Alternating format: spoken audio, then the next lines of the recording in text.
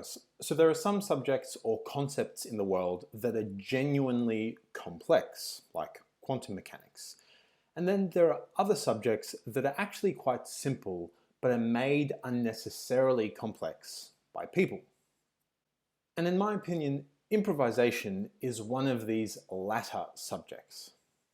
It's often made out to be this really complex and challenging and difficult topic with its own jargon and terminology, whereas really if you really strip it back down to its bare bones structure, it's really not that complex.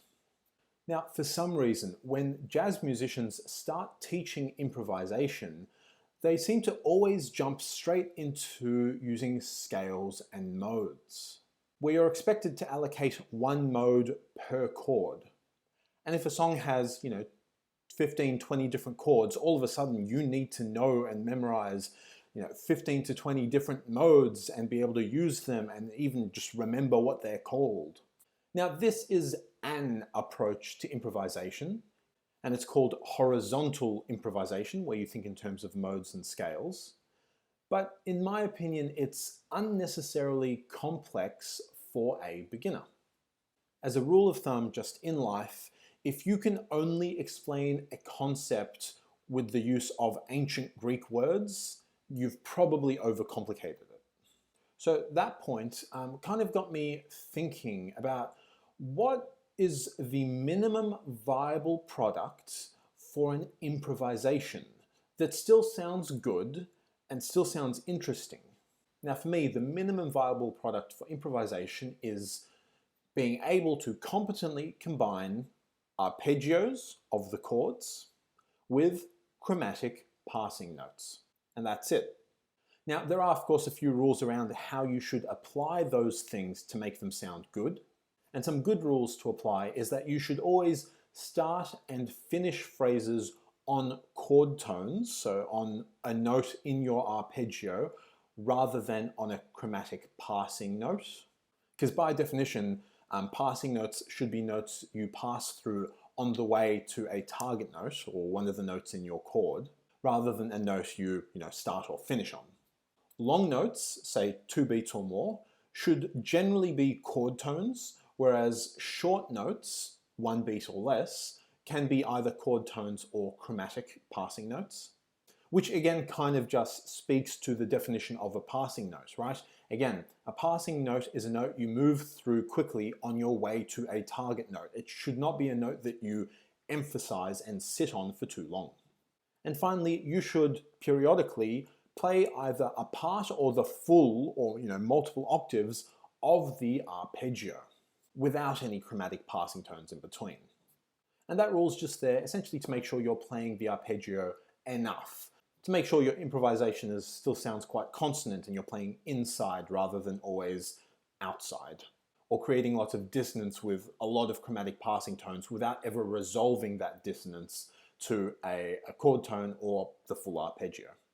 And if I had to put percentages on it, I'd say, your solo should be about 60% arpeggios and kind of 40% chromatic passing notes. Now this is called vertical improvisation because you're thinking in terms of chords, which are built vertically, rather than scales, which are built horizontally. And after a bit of practice, you can create a really nice and interesting sounding solo just with these two concepts and applying those few rules.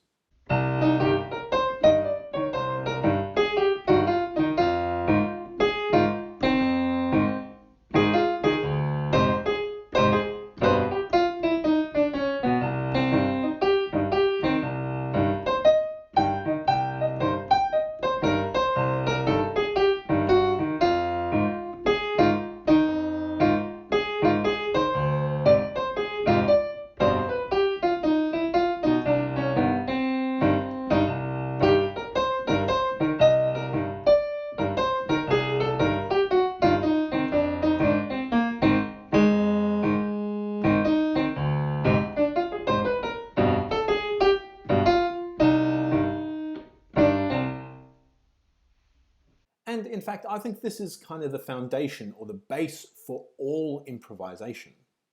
everything else you add on top of this bass, whether it's, modes or exotic scales, motivic development, other improvisation techniques, it's just a bonus on top of this foundational improvisation. So you really need to learn how to play arpeggios with chromatic passing tones well. In fact, I go so far as saying if you can't do this basic improvisation, these two things well, arpeggios plus chromatic passing tones, then you won't be able to create a really solid and interesting but still quite structured solo with those more advanced techniques. So in my opinion, this really is sort of the bare bones basic requirement for improvisation that you have to be able to do well before you can add any more complexity to your improvisation. And in fact, this is kind of how improvisation started, historically speaking, back in the early 20th century with early jazz. Improvisation to early jazz musicians in the 1910s and 20s and 30s was really just around messing around with arpeggios and occasionally referencing the melody. They didn't know about modes and whole tone scales and all those types of more modern, more contemporary theories or ideas that we now hear all the time and to get taught all the time in jazz theory classes. So that to me is the minimum viable improvisation. Now, having said that, it is of course somewhat limiting. If you're only starting and ending all your phrases on chord tones, your phrases are going to sound really solid, but they're just going to sound a little bit too consonant, like your every phrase is its own sort of logical entity, whereas sometimes it's nice to finish a phrase on not a chord tone to create a kind of question, leave it hanging, and then the next one can finish on a chord tone, and then that's your answer, and that kind of resolves the two-phrase idea. So on top of the basic two techniques, there are a few more nice-to-have concepts that you can take and apply to your improvisation to really get your solo to the next level, and none of which are particularly complex. Now, these ideas or concepts are, number one, enclosures, which is essentially just playing the notes a semitone away, both above and below your target note or your chord tone, before then hitting your target note.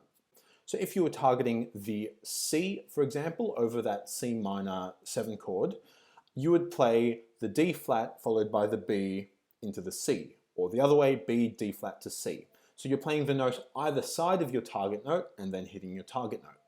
That's a really nice and simple way to kind of outline and highlight your target tone and really land on it quite solidly and firmly.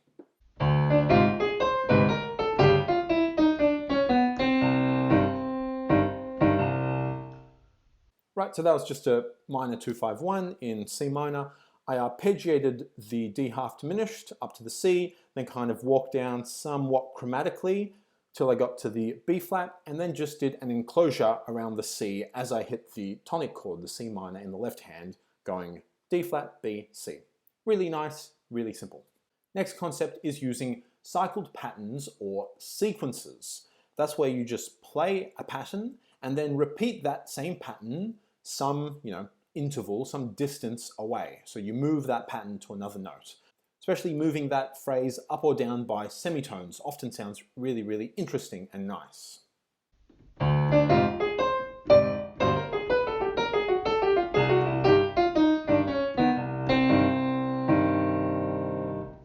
So again, over that same minor 2-5-1, I arpeggiated up the D half diminished again. Then I played a little phrase or motif, which is just 3 notes moving down a whole step each time, so whole step, and then I moved that same pattern down by semitones. Until eventually I jumped out of that pattern and played a little chromatic phrase and finished with that enclosure on the C again. So when you're doing this, you generally want to play the notes quite quickly. You want to treat each phrase as a kind of passing note and just kind of fly through it, because you're creating quite a lot of tension because you're playing, a lot of wrong notes. You're playing quite chromatically often. So you want to just keep moving and not pause on any of those notes and then eventually, come out of it, and then finally get your like enclose or just hit your target note and pause on your target note. Another good technique, play something, then play it again. It always sounds really, really good because you're linking your phrases together that way.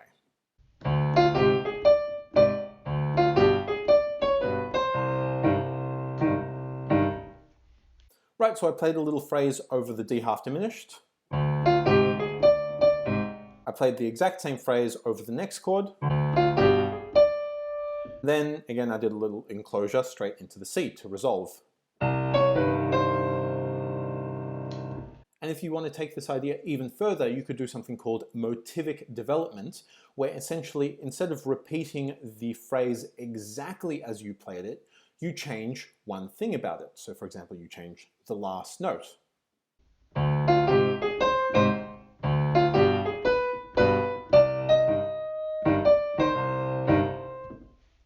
Right, so this time I played this little phrase, finishing on the C. Then I repeated the phrase, so I repeated the motif, but I developed it, I changed it by changing the last note to the B, which fits the chord nicely. And notice generally with all these techniques, I'm trying to emphasize chord tones. So in that case, over the D half diminished, I really emphasized that C, which is the 7th, and then when I change that to the B, that's actually the 3rd of the G, so I'm using this repetition, but it's in the context of still targeting chord tones or targeting the arpeggios, kind of the notes in the chord. And finally, the last idea you can employ is to expand the notes that you can target to include not just the notes of the chords, not just the chord tones, but also the notes a whole step above the triad of the chord. So if we take the chord C minor 7, we've got the notes C, E flat, G, B flat, so we can target and land on any one of those. If we drop the 7th, we just take the triad of that chord, and we move each of those notes up a whole step. We've got the D minor triad, but in this case, the notes D, F, and A. You can now include those notes, so the notes a whole step above the triad of the chord you're playing, as target notes, because those notes almost always sound really nice. And over any chord type, over a major 7, dominant 7, half diminished, whatever.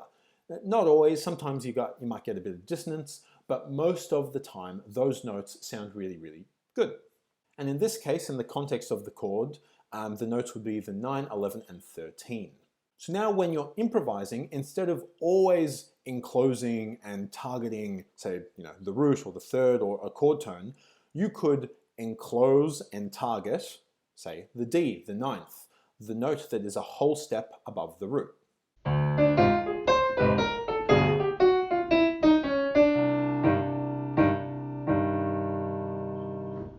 Right, so exact same kind of pattern.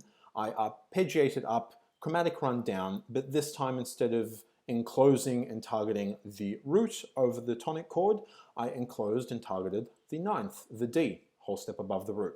It sounds a little bit more unresolved, but still quite pleasant, still somewhat consonant. And you could do the same with any of the other ones, right? You could do the same with the F.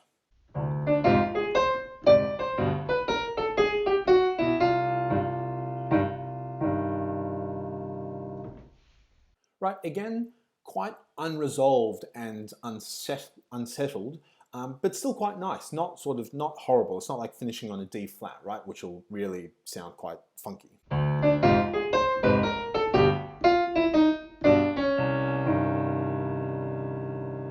That sounds quite dissonant, quite unpleasant.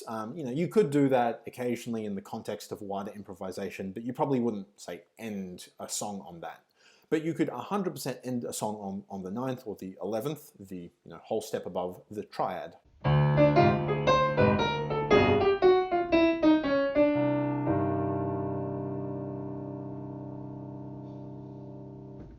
See, that's really nice. I quite like that. Gives it a bit more of a jazzy flavor without going sort of too far down the dissonant route.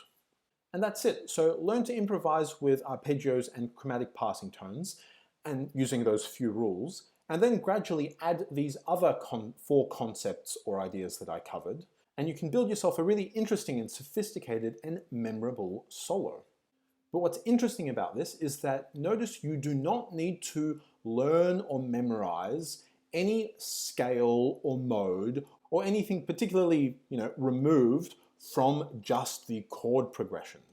Really, if you can learn to arpeggiate the chord progression and then kind of spice it up and jazz it up with these few other techniques, passing notes and closures, cycle patterns, repetition, that type of thing, that's all you need to create a really, really solid, really, really interesting solo without needing to learn the altered scale or the diminished scale or half diminished scale or the Locrian mode. Modes, exotic scales, those ideas are great, but they're removed and abstracted away from the core, the base of your improvisation. And you really, really need to be really strong and solid with that foundational level before you can start adding in, augmented scales or funky things like that.